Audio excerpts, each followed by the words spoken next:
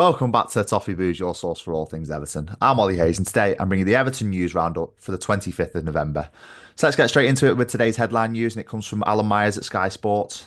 This was this morning, and he reports that Sean Dyche still has the full backing of the Everton hierarchy, with no plans to sack him in the foreseeable future.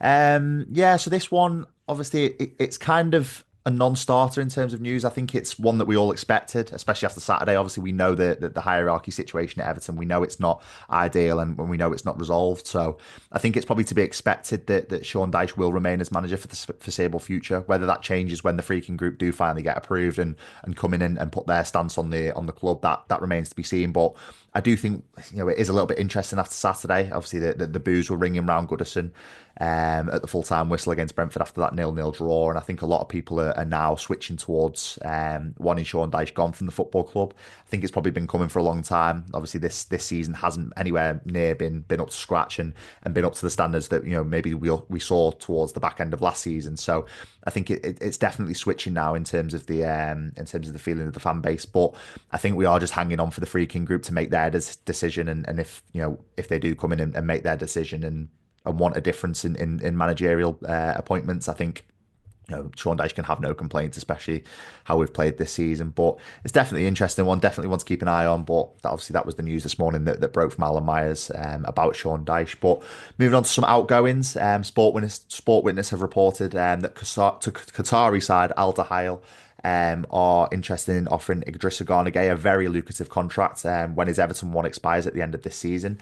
This is an interesting one. I think he's been good for us this year, Idrissa Gueye. I think he's definitely one to keep at the club. I think even if you do just offer him a 1 year extension on a rolling basis, so you just assess how he plays each season. I think he definitely does deserve a contract at the end of this season. I think I would definitely look to keep him. I think he's a good role model for our current midfielders. You look at Tim Irabunen, but also if Orel Mangala were to stay, I think they're players that would use an Idrissa Gueye type figure in the club to use them as a role model and definitely use their tricks of the trade and try and kick on. So I definitely think it would be in Everton's interest to offer Idrissa Gueye a contract. Whether he would stay is a different story. Obviously, Qatari sides and teams in the Middle East are offering lucrative contracts to pretty much any players at the moment. So I think if he were to have that offer, I don't think he would be able to turn it down.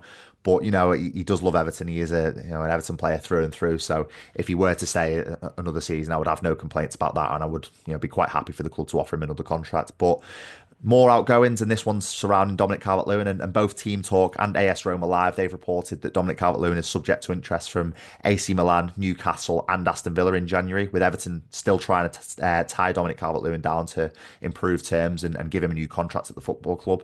It does very much feel like last chance saloon to keep Dominic Calvert-Lewin now, isn't it? Obviously, we're just a month away from the January transfer window. So that will be when he is able to speak to clubs abroad under the Bosman ruling. I think that's the case. So he will be able to sign a pre-contract agreement with a club abroad if he wanted to. And then obviously I said that Aston Villa and Newcastle are subject to interest, so they would have to sign Dominic Calvert-Lewin on the cheap in January from Everton.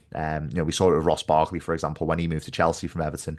That was under that same ruling. So I think it does feel very much like it's last chance saloon for Dominic Calvert-Lewin to stay at the football club now. Obviously, he's still not signed that contract. I think the contract is still on the table for massively improved terms, a massively improved wage. So whether he does just want a fresh start and just to cut ties with Everton at the end of the season, I think it's ticking towards that red zone of his contract now, where a decision has to be made and be communicated to the fans, especially because leaving a player like Dominic Calvert-Lewin, who obviously isn't in the best of form, he hasn't scored many goals this season, Beto chomping at the bit to play off the bench. I think it's causing a little bit of a stir amongst the fan base and also amongst the squad. So I think a resolution for this sooner rather than later would be beneficial for all involved. But another outgoing, a potential outgoing, which is probably one we don't want to hear, and it's more Jarrad Branthwaite news, and he is a target of Real Madrid, as per Team Talk, they've reported today.